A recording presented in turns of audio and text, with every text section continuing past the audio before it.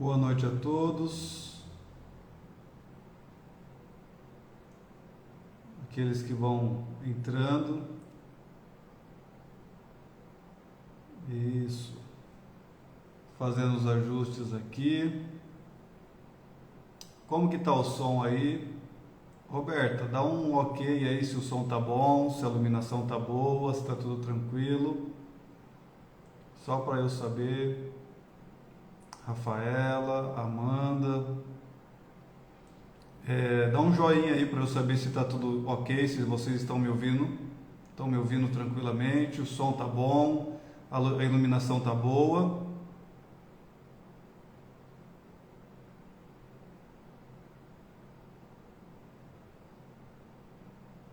Para eu saber, tá tudo bem? Estão me ouvindo bem? Ok, ok, muito bom, muito bom.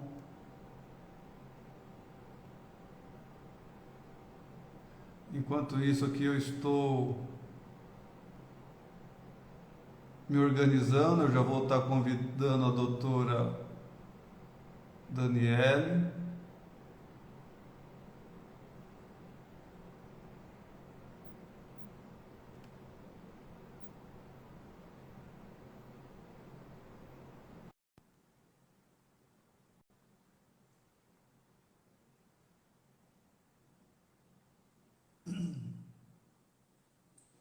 Já vou estar convidando a doutora Daniele, daqui a pouquinho ela já entra aí.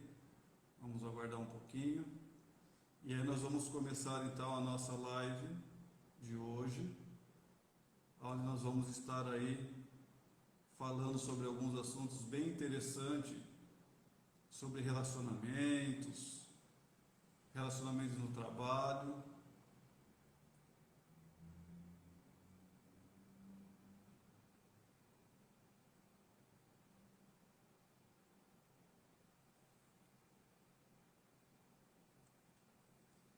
Deixa eu chamar ela aqui de novo. Parece que não deu certo a primeira chamada. Deixa eu ver aqui.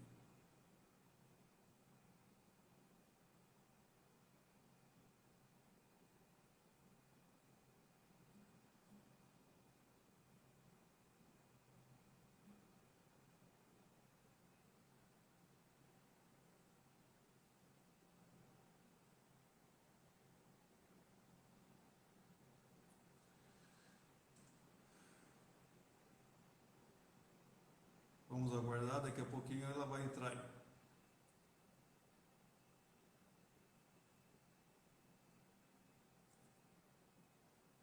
Mais um minutinho que a gente já vai estar começando.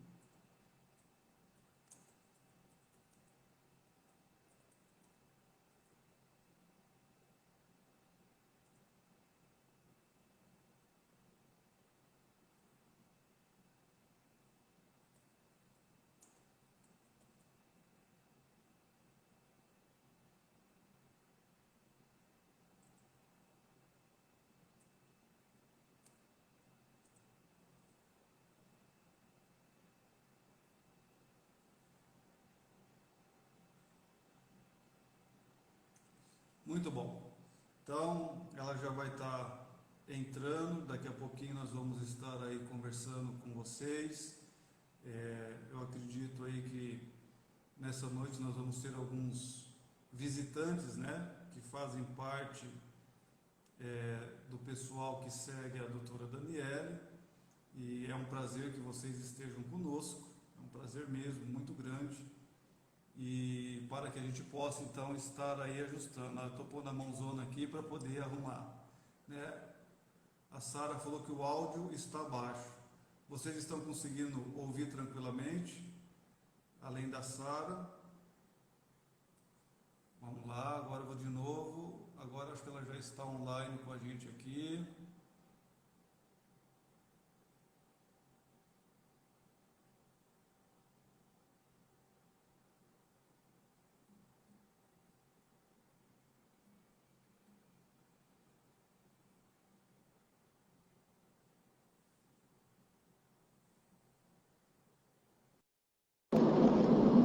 Isso, e agora a doutora Daniele Olá, boa está aqui. noite a todos. pessoal entrando. Vocês estão me ouvindo? Doutor Rogério, está me ouvindo? Tô ouvindo. Ai, que Pessoal, bom. só justificar um pouquinho aí, a doutora Daniela, ela, para nos atender, ela está fazendo mais de um sacrifício aí, ela está viajando, Imagina. então ela está em viagem, compromisso que surgiu, e mesmo assim, olha a responsabilidade dela de participar conosco, de estar presente. Quero agradecer a doutora Daniela por estar conosco aí, vai ser muito produtivo, com toda certeza, a sua participação. Eu que agradeço. Estou muito feliz de estar aqui. Um pouco improvisada, queria poder estar à altura de atender tanto o doutor quanto o seu público, mas a advocacia é assim, né? Eu digo que eu saio de casa para trabalhar, mas eu não sei como é que eu vou voltar. Eu estou indo agora rapidamente fazer um bate-volta, logo ali em Goiânia, resolver um problema de um cliente que apareceu hoje do nada. Então me desculpem também por estar falando com vocês e estar prestando aqui atenção no trânsito. Não estou insana, né? Eu não poderia estar falando no celular, eu sei, mas prometo ser breve, eu já vou estacionar o carro. Isso aí. E então aí eu vou fazer a minha apresentação para quem não me conhece, né, quem vai estar assistindo, do público da doutora Daniele, com toda certeza vai ter algumas pessoas assistindo. Então, meu nome é Rogério Ricardo, sou formado em psicologia, sou especialista em hipnose clínica e trabalho com comportamentos também das pessoas, análise do comportamento. E conversando com a doutora Daniele e dentro da profissão dela, algumas características de situações que casam muito bem os nossos conhecimentos, para que a gente possa hoje, então, nessa live, estar esclarecendo o máximo possível para vocês, dúvidas, curiosidades. Então, vocês vão ter a liberdade de estarem perguntando também, participando aí com a gente de uma maneira mais ativa. Não precisa se identificar nas perguntas, a gente vai estar respondendo de uma maneira bem tranquila, né, preservando a integridade de vocês. Então, pode ficar bem tranquilo que o objetivo nosso é somar conhecimento e esclarecer o máximo que nós pudermos. Então, a doutora Daniela também agora vai se apresentar para o público também, né, doutora? Que tem aí o seu público, que já te conhece, e tem o meu público que vai te conhecer também. Bom, eu acho que eu dispenso vamos dizer assim, a parte formal, né? Eu vou me apresentar hoje como paciente do Dr. Rogério. Um pouquinho advogada, mas paciente do Dr. Rogério.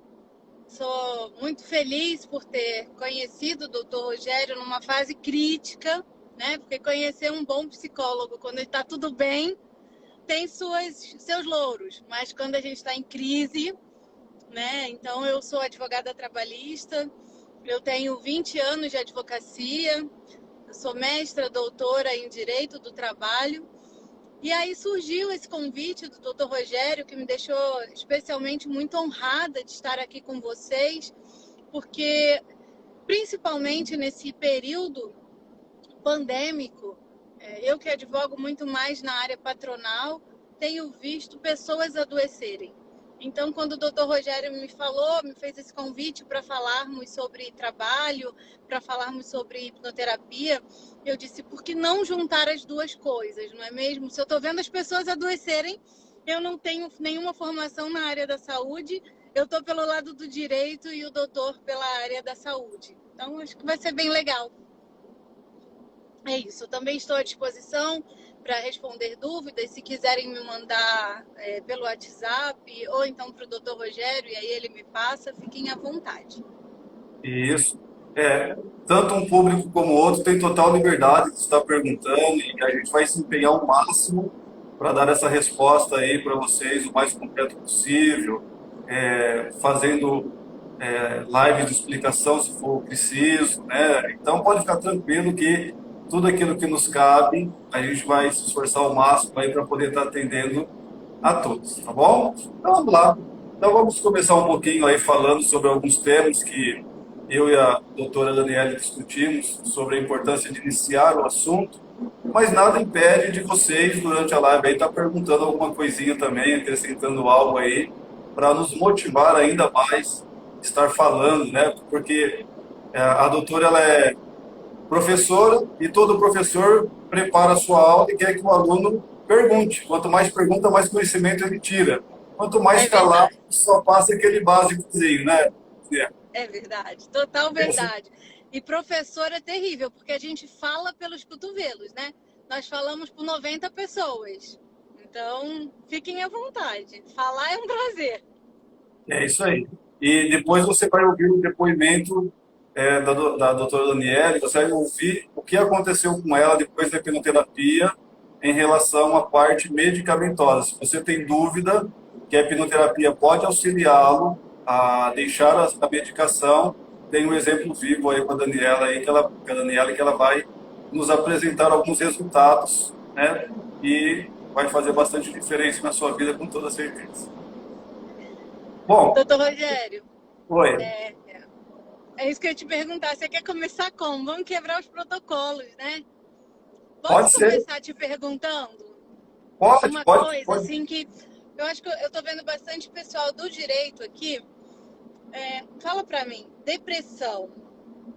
Tudo bem que eu sou meio suspeita para falar, mas imagina que eu não passei por isso, tá? Nunca passei. Mas depressão nesse momento e depressão no trabalho, são coisas associadas ou não existe aquela história de que o trabalho é perfeito, eu me formei na profissão que eu gosto e por conta disso eu nunca vou adoecer? Isso é um mito ou isso é verdade? Isso, então vamos lá. É muito interessante quando a gente fala da depressão, porque a depressão não tem uma causa só. É um conjunto de causas que vai nos levar a deprimir. Então, assim, dentro da história de vida, né, da nossa história, da nossa formação, então muitos eventos eles vão acontecendo e a tendência, se isso se repete em várias faixas de idade, vários eventos, isso vai criando um acúmulo e, lógico, em algum momento isso vem a explodir. Eu penso que quando nós estamos realizando o que nós gostamos de fato, quando nós fazemos aquilo que realmente é significativo para nós, dentro da nossa natureza, ela está sendo bem desenvolvida, e eu vou falar isso sobre os traços de cada um, para a gente entender a finalidade de cada um. É muito difícil nós deprimirmos quando nós fazemos aquilo que nós temos de melhor para fazer. A depressão no trabalho, ela vai ter alguns fatores de pressão excessiva, fazer o que não gosta, estar numa posição que não é tão favorável, mas isso só estar na posição desfavorável não é suficiente. Geralmente, o adoecimento dentro do trabalho é por pressão excessiva mesmo, autocobranças assim absurdas, processo de humilhação, a pessoa acaba sendo humilhada no trabalho, e aí sim ela tende a adoecer, porque ela já não suporta mais aquele ambiente, ela precisa trabalhar, ela precisa ganhar o seu dinheiro, ela precisa se sustentar a sua casa, e ela submete aquela condição, e aí é provável que ela venha a adoecer com toda certeza, devido a esse excesso de pressão que acaba tendo sobre ela. Então, esse fato de que eu me formei ou então eu trabalho no que gosto, mesmo fazendo isso, é possível adoecer, né? Você tem um É, chefe, por exemplo, vamos tocar agora na ferida do negócio. Quando você tem um chefe, e esse chefe, lógico, toda relação de subordinação, por si só, ela é uma relação difícil, né? Tanto para aquele que é o líder, quanto para o subordinado. Os dois têm que saber medir ali as posições, mas se você tem um chefe que aí o doutor vai poder falar com maior propriedade, talvez com traços de um comportamento narcisista ou de um comportamento psicopático, como é que a gente faz para tornar isso menos pior? isso, perfeito. Então, olha só, se nós pegarmos, por exemplo, quando a gente pega, aí tem uma diferença. Por exemplo, se eu pego um desvio de personalidade, que aí vai entrar para uma questão de doença mesmo, onde a pessoa pega, por exemplo, um desvio de personalidade, um traço psicopata, isso dentro de um transtorno, essa pessoa vai ser muito abusiva. Essa pessoa vai ser muito abusiva. Então, por exemplo, vou dar alguns exemplos aqui de situações que a gente vai pegar a parte da psicopatia. Então, geralmente, isso eu estou falando de transtorno, tá bom? Eu não estou falando do traço psicopata, da análise de caráter, que não tem nada a ver com o transtorno. Mas aí a gente vai ter, então, dentro do transtorno, um chefe que ele tem esse transtorno. Geralmente são pessoas que são bem exploradoras, são pessoas que mexem com o psicológico do outro, né? Eles querem manter forte para poder pressionar e escravizar o outro mentalmente. Então nós vamos ter pessoas que são assim, difíceis em relação à emoção e sentimentos, porque eles não sentem, eles não têm piedade, eles não têm dó, eles não pensam, não têm a empatia, ok? Então, assim, são realmente muito abusivos. E aí, o empregado, o que ele consegue fazer em relação a isso? Na grande maioria das vezes, ele não consegue sequer se defender, porque ele está sob aquela pressão, ele está sob a necessidade de manter ali, né, o seu trabalho, receber o seu dinheiro. Então, assim, realmente acaba sendo bem difícil. Se a pessoa tiver a coragem de, antes de adoecer, pedir as contas e resolver o problema, vai bem. Caso contrário, vai adoecer e vai ter que buscar ajuda aí, porque senão ela pira, ela vai entrar em depressão, vai de repente ficar muito mal. O que eu vejo, doutor, assim, complementando com a sua fala, é que as pessoas, e aí vem até a teoria do trabalho decente, que é uma teoria que a Organização Internacional do Trabalho preza, né? Então, em âmbito internacional macro, podemos até falar que é uma preocupação de 2/3 dos países que estão no nosso planeta, é com relação a essa situação psicológica do trabalhador e das relações de trabalho. Por quê? O senhor usou a expressão escravizar, né? Vamos olhar para o lado, não do trabalho escravo, mas de estar aprisionado pelo próprio trabalho. Na epígrafe da minha tese, e tem uma música que eu sempre falo dela, porque ninguém conhece essa estrofe da letra, que é aquela Amor para Recomeçar, né? Aquela música é linda por si só, desejo que você... Não. E tem uma parte que ela fala assim, desejo que você ganhe dinheiro, pois é preciso viver também, mas que pelo menos uma vez você seja capaz de dizer quem é o dono de quem. Então, realmente as pessoas acabam adoecendo, e eu vejo isso no meu dia a dia, por um círculo vicioso. Então, elas precisam trabalhar, os salários não são os melhores, as condições de trabalho não são as melhores, porque existe uma demanda muito grande, né, para pouca oferta. Então, as pessoas estão cada vez mais sendo aprisionadas pelo seu trabalho, em decorrência da necessidade, mas também do consumo excessivo, e aí eu deixo o senhor melhor falar sobre isso, mas as pessoas habitualmente trabalham do que não gostam para comprar o que não precisam, né? Lembrando que os valores são muito maiores do que qualquer dinheiro. E para passar a fala, devolver a fala, o que eu vejo é que, em decorrência dessa situação, de se o empregado não fizer o que eu quero, não tem problema, eu mando embora, amanhã tem 30 na vaga dele, as pessoas estão, como é que eu posso utilizar uma palavra mais razoável?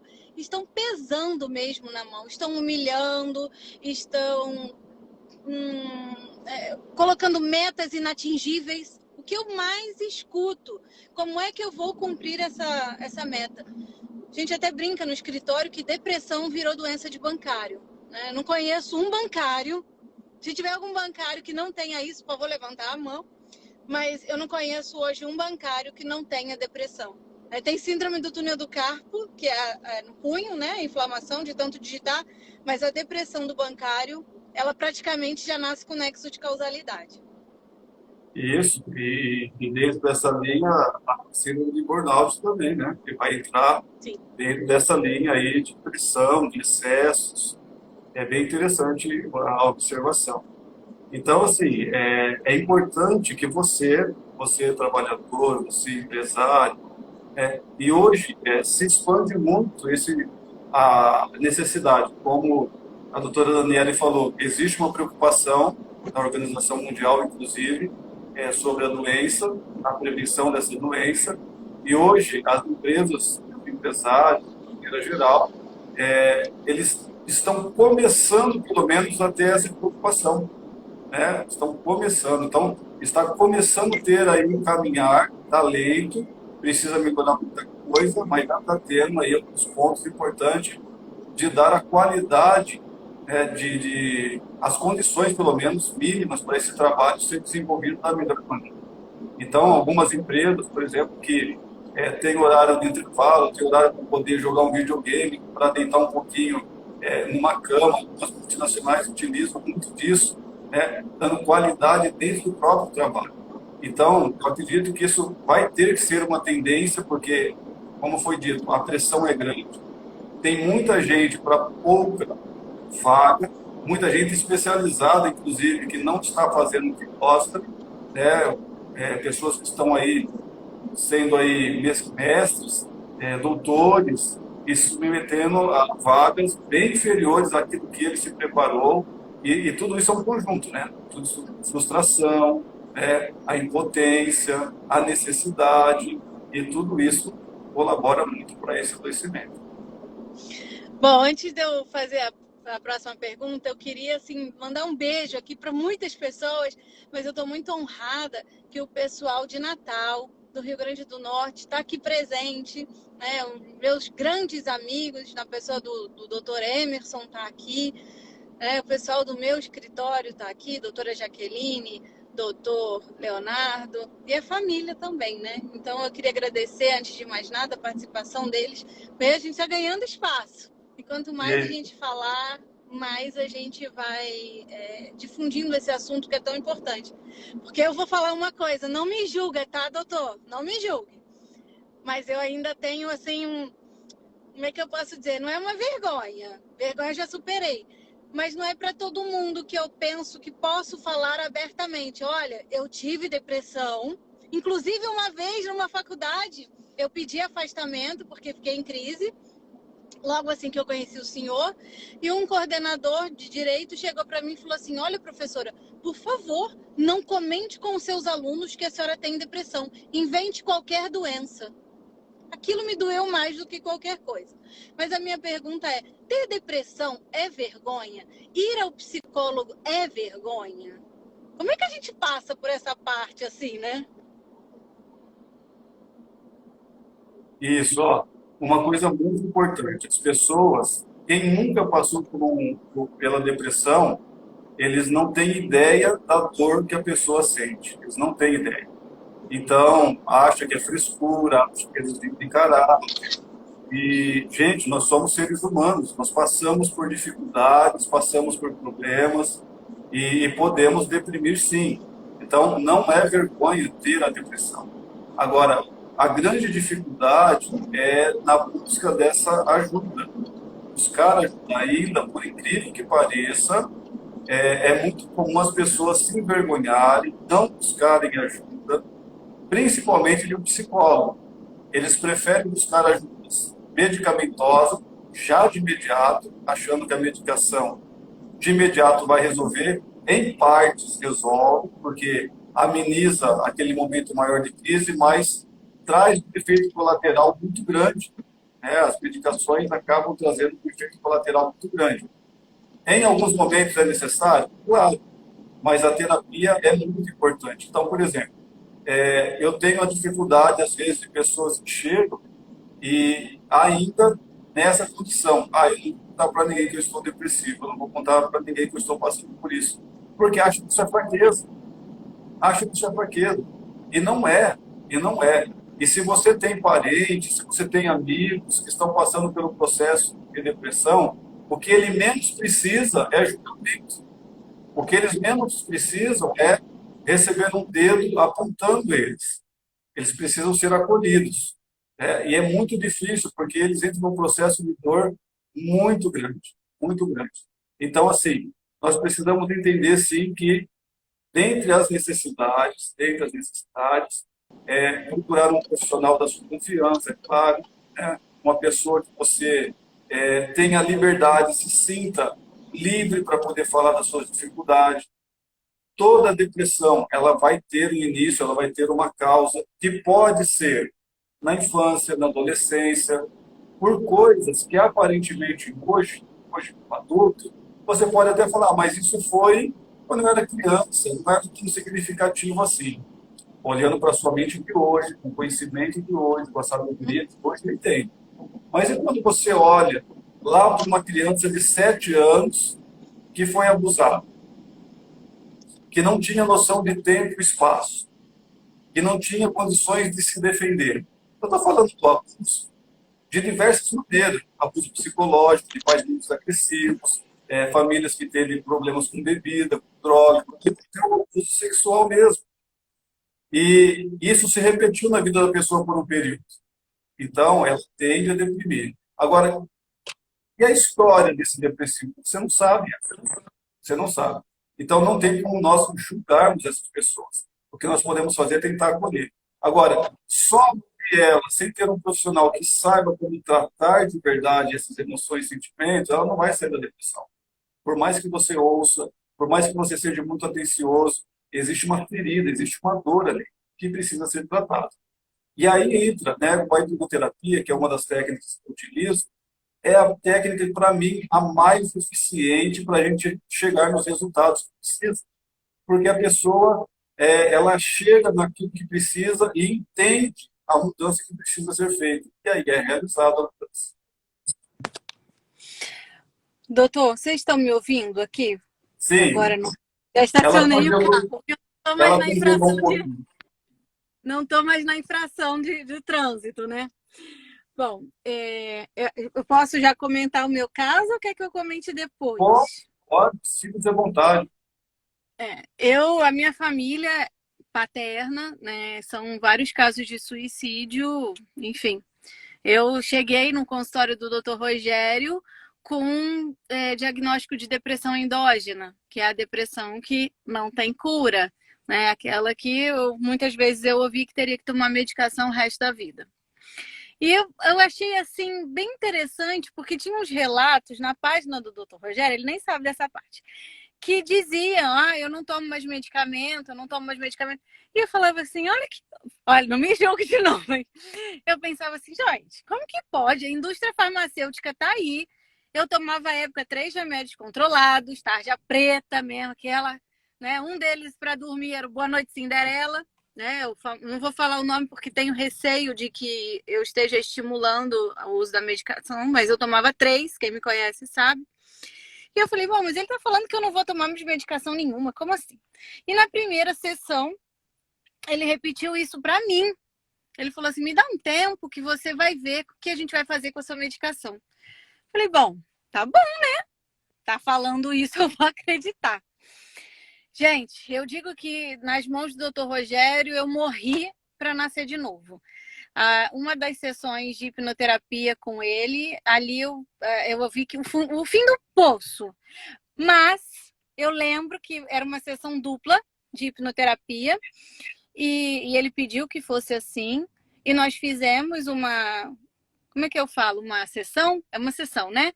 E no meio eu comecei de fato a ter sintomas físicos, né? Eu falei, eu tô passando mal e eu tenho que dar aula hoje, eu vou ligar para cancelar minha aula. E ele disse, não, daqui a 1 hora você vai estar bem, você vai dar a sua aula. Quando eu digo que morri para viver, é exatamente isso. Porque naquele dia eu achei que nada mais faria sentido, que eu nunca mais fosse... Eu fico até emocionada de falar. Que eu nunca mais fosse passar dessa situação. E de fato, depois dessa sessão, eu saí, dei aula, tô bem. Hoje, eu não tomo nenhum remédio. 0 medicação. Eu antes tomava 3, inclusive o Boa Noite Cinderela para dormir, e hoje eu não tomo absolutamente nada, né? E até eu estava conversando com um médico veterinário e ele falou assim para mim, mas depois que tem a hipnoterapia, o terapeuta vai te fazer dançar igual uma galinha, porque parece isso em alguns programas, parecia até no do Gugu, né?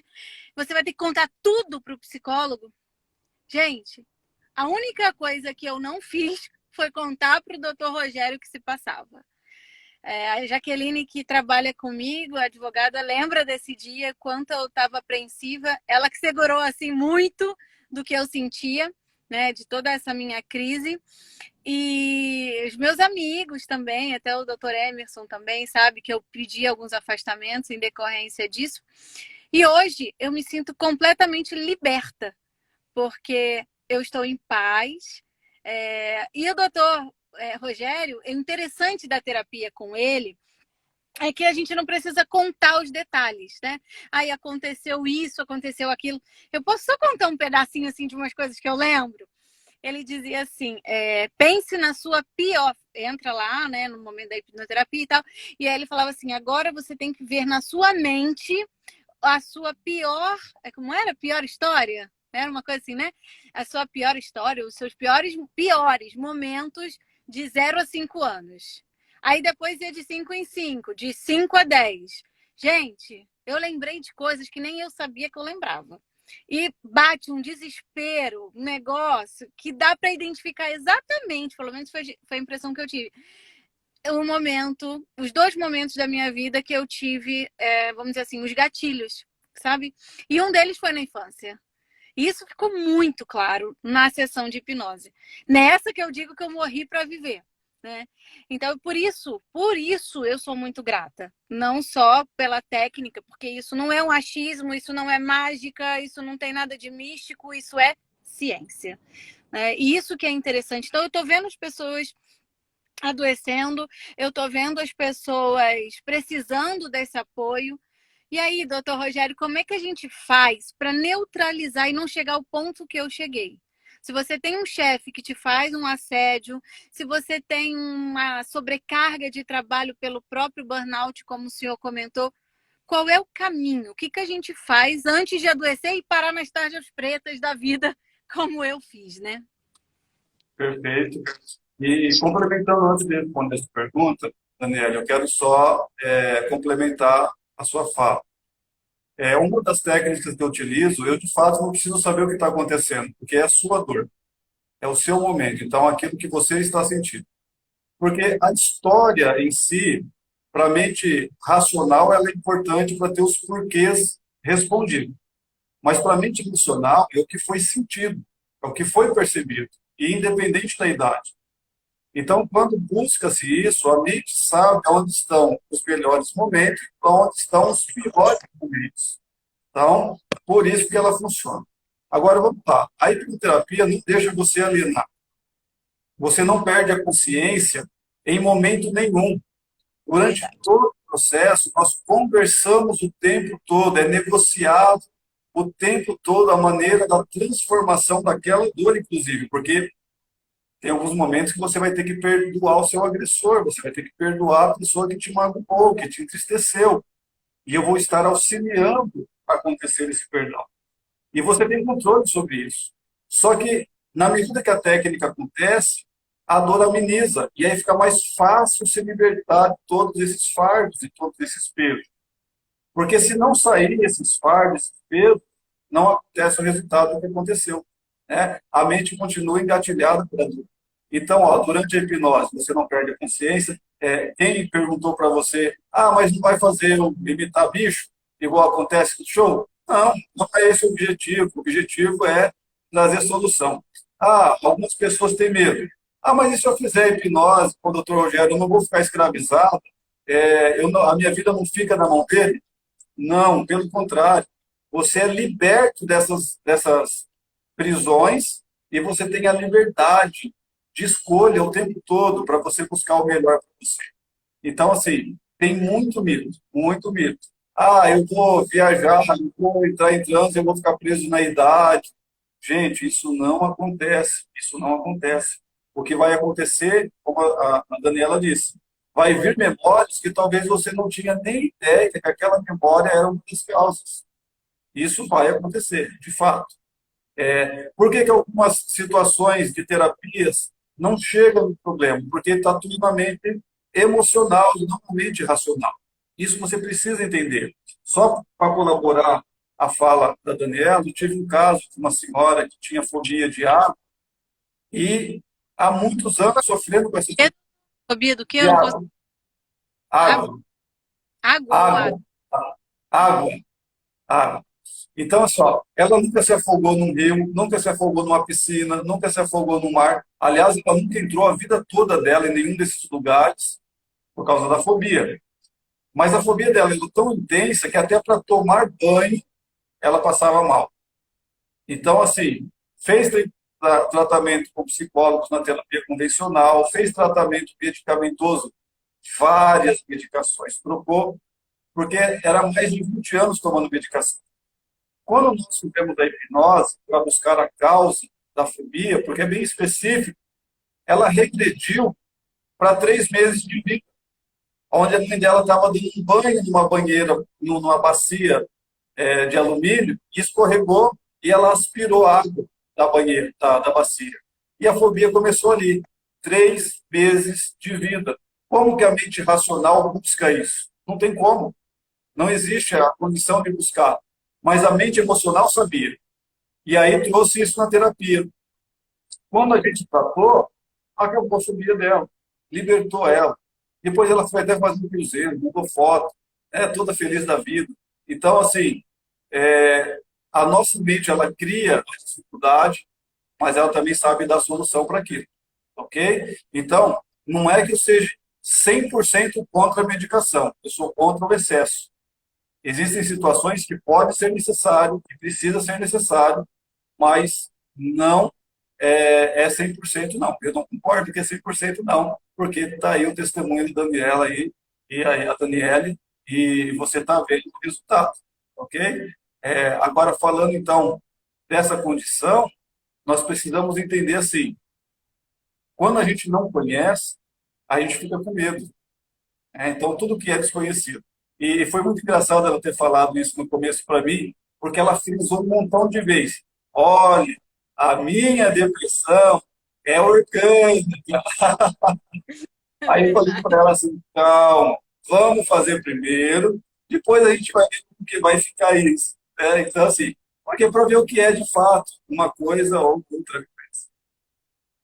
O mais legal também, e assim, me desculpem os colegas, quem está nos assistindo, se eu estiver sendo antiética, mas todo mundo acha que eu vou gastar rios de dinheiro e é uma coisa inacessível, terapia é coisa de rico, e enfim.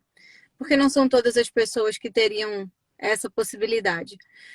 É lógico, infelizmente no Brasil não é algo que é acessível para todos, que deveria ser, né? Mas infelizmente a gente sabe que o sistema de saúde ele é falido no Brasil.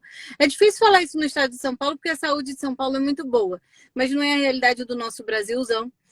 Mas hoje, né, eu fazendo as contas das medicações que eu não tomo e que eu tomei por 20 anos, nem, né, não chega a nada, né? Não é assim algo que a gente vai vender o rim para poder pagar, né? Então, eu penso que, inclusive, isso fica uma crítica aqui registrada, os planos de saúde deviam investir, porque talvez até os problemas físicos diminuíssem, né? Imagina aí que eu tinha que ir no psiquiatra todo mês para ter a receita azul das minhas medicações e não vou mais. Né? Então, imagine, fora os exames de sangue, etc., né? Atendimentos de pronto-socorro, isso não existe. Então, eles até estão fazendo a conta errada, né? Porque é uma economia, tratar da mente como propulsora de alguns problemas e das doenças psicossomáticas seria muito interessante. Agora, doutor Rogério, já que não aprisiona, já que a gente não imita galinha, não fica lá imitando peixe na terapia, enfim, como é que poderia funcionar assim, um típico exemplo, né? Que eu atendo sempre. O funcionário está trabalhando e é humilhado pelo seu chefe, seja lá por que motivo for, né? Cada um que já certamente, se não passou por isso, já presenciou. Como é que a gente faz para pelo menos disfarçar aquela vontade de chorar, aquele imbróglio que dá aquele. Porque eu sinto logo no peito e na garganta. Eu sinto aquele negócio assim, eu já quero chorar. Tudo eu quero chorar. Como é que a gente faz para melhorar essa situação? Existe um caminho? A terapia ajuda nisso? O que o senhor poderia nos falar sobre isso? Ok, então vamos lá. É bastante interessante a sua pergunta, por quê? Porque, claro, que existe a parte preventiva de tudo aquilo que nos acontece de negativo.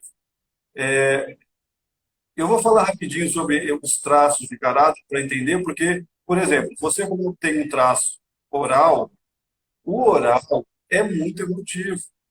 Então, ele vai trazer essa dor com mais intensidade do que o esquizoide, por exemplo, que é mais emocional. Então, a O mesma que é isso, situação. episódio? Fiquei tonta agora. Esses nomes bonitos não dá, não, doutor. Nós somos advogados, o senhor tem que ter paciência. Ok, então vamos lá. O esquizoide, ele é o traço de caráter da gestação. Quando o feto, quando o embriãozinho em formação, então é formado ali o traço de caráter esquizoide. Não é transtorno esquizoide. Vamos confundir transtorno com esses traços que eu estou trazendo para vocês. E aí, ele vai ter, assim, a mente dele é muito racional, pouco emotivo, quase nada de emotivo. Então, ele vive mais na vida adulta, mais no mundo interno dele, mais no mundo da lua, pensa muito rápido, age muito rápido. E o engraçado é que cada traço ele tem uma característica no corpo físico. Por que, que eu falei que você é mais oral? Porque o seu traço mostra que você é oral. O esquizoide, para você ter ideia, se você tiver um amigo, uma amiga, um cliente, que é magrelo, pensa naquela pessoa magrela, que aparece quina de ossos em tudo quanto é canto. Esse é o esquizoide. Tá? Esse vai ter uma esquizoidia muito alta. Então, uma pessoa que tem um raciocínio muito rápido, pensa, viaja, tem ideias mirabolantes, tem ideias incríveis. Só que é uma pessoa que, no relacionamento, não é de dar carinho e afeto. Não gosta de muito toque, não gosta de muito abraço. Então, são pessoas assim que gostam de ficar mais no mundinho deles mesmo. Diferente dos que nasceram e até um ano de vida tem o traço oral, que já é uma pessoa mais emotiva, gosta de falar bastante, gosta de abraço, tem uma intuição muito grande para ajudar, quase que adivinha o que o outro está precisando. Quando é muito oral, tem uma percepção incrível, né? E o corpo do oral, como que ele é? Ele já vai ser aquele corpo mais que vai cobrir os ossinhos, mais fofinho, tá? Chegando ao ponto de uma obesidade, tá? E aí tem a diferença do que a gente vai falar oral da falta, que é o magrinho, né? Ele é magro, e o da falta, o do excesso que chega à obesidade. Então, existe os porquê. Geralmente, os orais, eles vão ter a condição do choro constante e precisa chorar, tá? Guardar esse choro faz mal, adoece. Então, quando você tiver vontade de chorar, tem que chorar. Isso não é fraqueza, não. Para você, isso é um recurso, porque quando você pôr para fora, você sente alívio. Agora, a gente tem a sensação de fazer isso diante do outro, a gente é fraco. Verdade? Então, é essa a condição. É Então, verdade. mas o choro plural é importantíssimo. É vida para ele. Então, porque o oral assim, chora quando está alegre, chora quando está triste, chora quando está com raiva. Se não tiver nada para fazer, ele chora mais um pouquinho. Às Geralmente, vezes eu choro porque eu tenho vontade de chorar. Tem isso, sabia? Às vezes pois eu é. vejo um filme e eu choro. Se eu ver, eu sou tão assim, estranha, que eu tô numa fila de banco. Se eu ver uma demonstração de carinho de mãe com filho, eu choro. Nem sei quem são as Isso. pessoas, né? Então, assim, já a pessoa já tem problema, né? Não, não é problema, é o seu traço, você funciona assim, e precisa entender isso. Precisa entender que isso é um recurso, não é falha, não é falha, né? Então, assim, já olha só agora, para não confundir, o traço de caráter psicopata não é o transtorno psicopata, tá? Ele já vai ser mais manipulador. Mas a manipulação não é aquela manipulação do psicopata para destruir, para humilhar, para colocar em condições difíceis. Não. É o medo de ser manipulado, na verdade. Então, o medo de ser manipulado é tão grande que ele manipula também. E a criança vai aprender isso na faixa de 1 ano a 2 anos e meio. Por quê? Porque é aquela fase de que a criança está assim, ó, fazendo as gracinhas e sem querer os pais faz. Fala isso para ele, faz aquilo para ela ver, faz aquilo para o tio ver. Ah, se você não fizer isso, eu te dou aquilo. E manipula a criança. Então, ela aprende que essa manipulação de tirar sempre algo dela é ruim e ela vai levar isso para a vida adulta. Isso vai acontecer, tá? Aí, como que é o corpo do psicopata? Sem cortar o senhor. Mas então, nesse caso, assim, você está me falando, está me surgindo umas coisas. Esses comportamentos, aí da minha imaginação, esses comportamentos passam a refletir na vida do trabalhador e da população de modo geral, porque exatamente isso me parece algo com que eu tenho visto assim no dia a dia. Sim, É a da gente minha cabeça ou não? É isso. não, tudo aquilo que a gente passou nas 5 fases, a formação nossa dos 5 traços, vai terminar com 5 anos de idade. Então, ó, durante a gestação vai ser esquizoide, até 1 ano de vida vai ser oral, de 1 ano a 2 anos e meio psicopata, de 2 anos e meio a 3 anos e meio masoquista e de 3 anos e meio a 5 rígido. E a gente vai levar isso para a vida toda.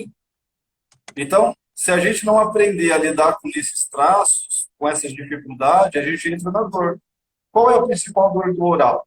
Ser abandonado. Por exemplo, o medo do abandono é tão grande que às vezes ele se submete até em relações abusivas, com medo de ser abandonado. E isso não é só relação íntima, não.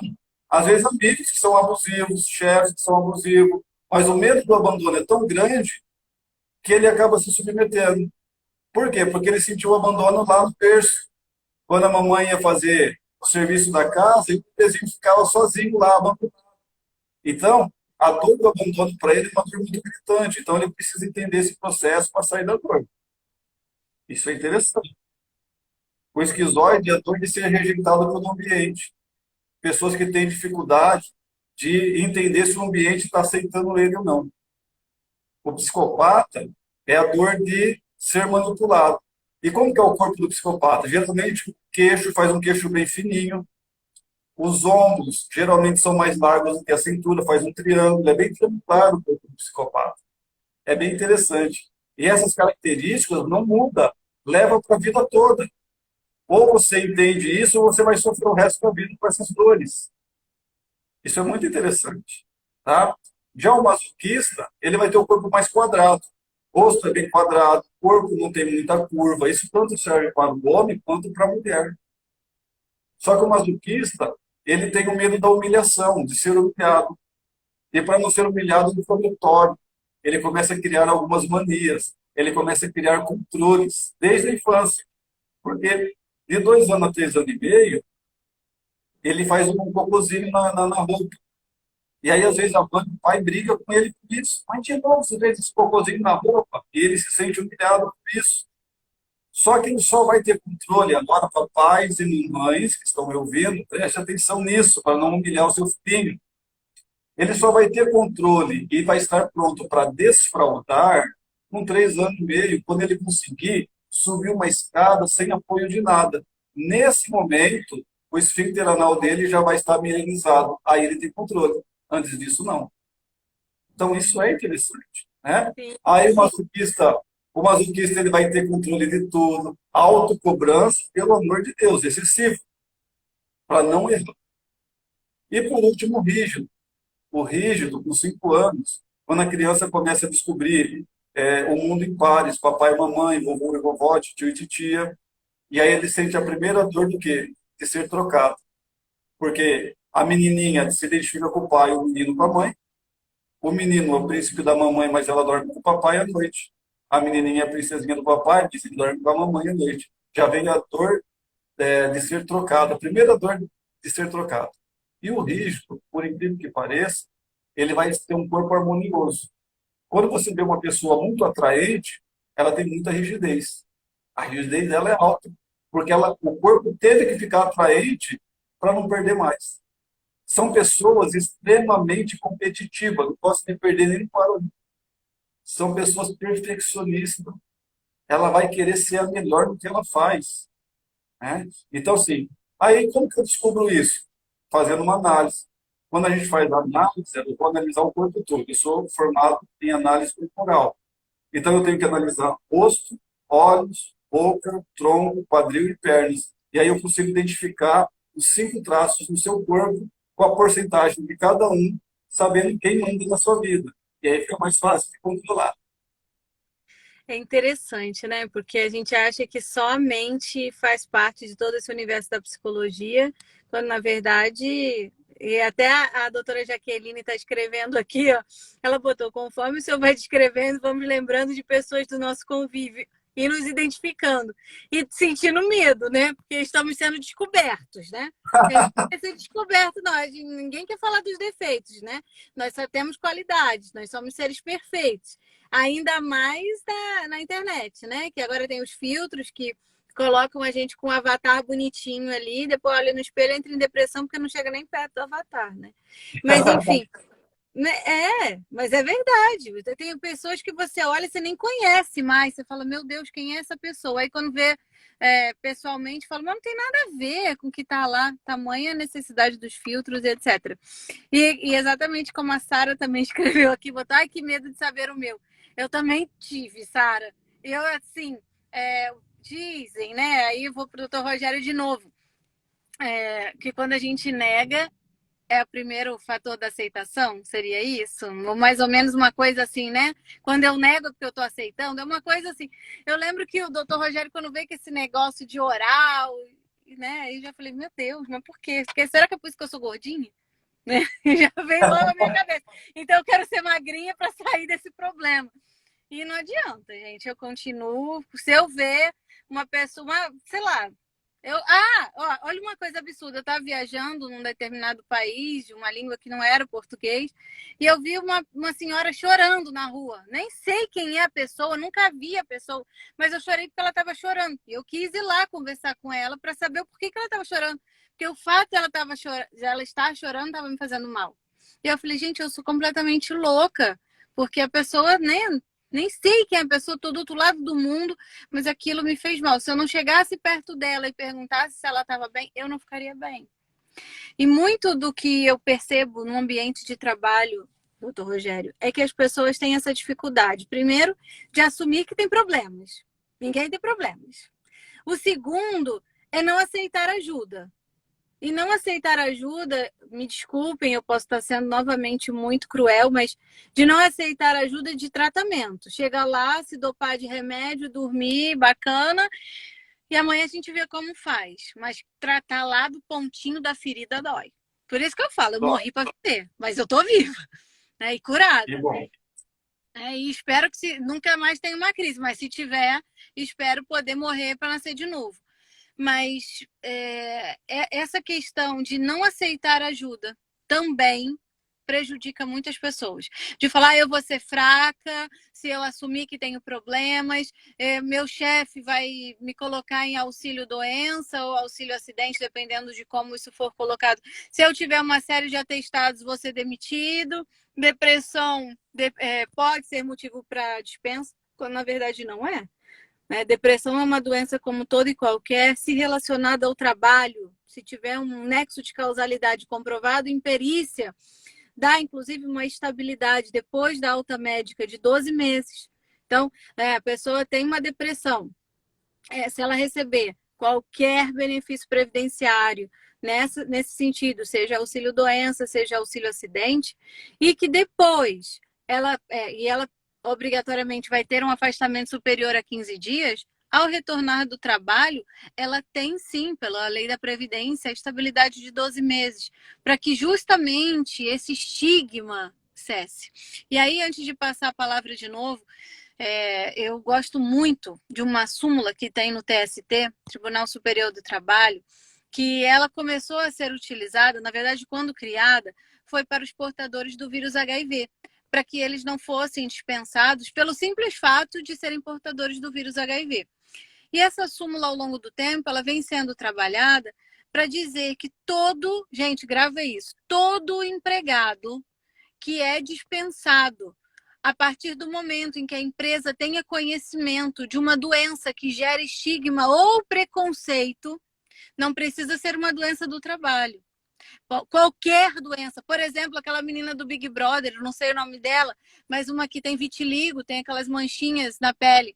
Aquilo é uma doença que causa preconceito, que causa estigma, né? Aquelas pessoas que têm o rosto com muitas espinhas, isso é constrangedor, pelo simples fato de ter essa dispensa e a empresa ter conhecimento de que essa doença gera estigma, dá ao empregado direito à reintegração. Que é justamente, na verdade, ninguém quer a reintegração, né? As pessoas, quando criada essa súmula, é para que justamente as pessoas não sejam dispensadas. Né? Porque a reintegração a gente usa depois o remédio, mas vamos usar para a prevenção. Então, veja, se tem um empregado que está em depressão ou saiu da depressão, pode ser dispensado porque se afastou em decorrência da depressão? Não, porque é uma doença que infelizmente causa preconceito. É uma doença estigmatizante, assim como toda e qualquer doença que venha a ter um conhecimento e venha excluir aquela pessoa do convívio, ou que pela vaidade, pelo desconhecimento, por N fatores, e o próprio preconceito propriamente dito, vem afastar aquela pessoa do bom convívio, né? E isso, doutor Rogério, eu sempre vejo em muitos casos, pessoas sendo colocadas, entre aspas, na geladeira, né? Então, ele voltou do auxílio-doença, ele voltou do auxílio-acidente com uma CID-10, né, que são as doenças, 33, né, geralmente são as 33, e ela, então, passou a ser colocada como coitadinha, ou então, tá ali só cumprindo horário para cumprir a estabilidade. Não pode, não. O direito está com muitos olhos sobre isso. Eu penso que é a doença do século, o doutor está aqui para me corrigir ou não, mas é uma doença altamente letal. E, infelizmente, doutor, onde nós estamos? Jaboticabal City ostenta, infelizmente, o título de ser a cidade com maior índice de suicídios no Brasil, né? Verdade. Olha, aproveitando a sua explicação, eu quero fazer uma pergunta. Por exemplo, a pessoa saiu da internação, ela trabalhava, saiu da internação, ficou 30 dias internada, aí ela voltou no trabalho, colabora com a sua fala. E aí ela foi trocada de função, né? Ela voltou para trabalhar, colocou alguém na função dela, e aí ela foi trocada de função. E por conta disso, ela pede a conta. Ela tem possibilidade de pedir alguma coisa para ser colocada na função dela? Como que funciona isso? Bom, então vamos por partes, porque são várias vertentes. Primeiro que o empregado afastado, quando retorna, tem direito a retornar à sua função. Então, ele não pode ser rebaixado de função, a não ser que venha um caso de readaptação em nova função. Então, se a pessoa, por exemplo, trabalha com público e ela está depressiva, o médico do trabalho, no retorno, diz, né, e a gente chama que é o ASO, Atestado de Saúde Ocupacional, diz, olha, ela não tem mais perfil para trabalhar com o público. É melhor que ela trabalhe num ambiente restrito, ou então com o computador. E aí pode sim acontecer uma readaptação em nova função. Mas vamos pegar o seu exemplo, né? Se a pessoa estava lá na internação, retornou, ao retornar, mudou de função. Primeiro que a CLT diz que toda alteração do contrato de trabalho ela só é válida quando se há concordância do empregado e mesmo assim, essa concordância precisa ser benéfica ao trabalhador. Não pode ensejar prejuízo. E aí, doutor, não é só o prejuízo financeiro, né? Por exemplo, eu posso pegar alguém que trabalha no ambiente, no horário noturno e transferir para o diurno. Muito embora ela perca o adicional noturno, 20% sobre a sua hora, mas 25%, perdão, mas ela vai ganhar saúde. Então, entre saúde e dinheiro, saúde em primeiro lugar, não se discute, essa alteração é lista. O contrário já não, tá? Tirar do diurno para o noturno não pode, atividade nula. A atividade não do trabalho, mas a prática dessa alteração contratual.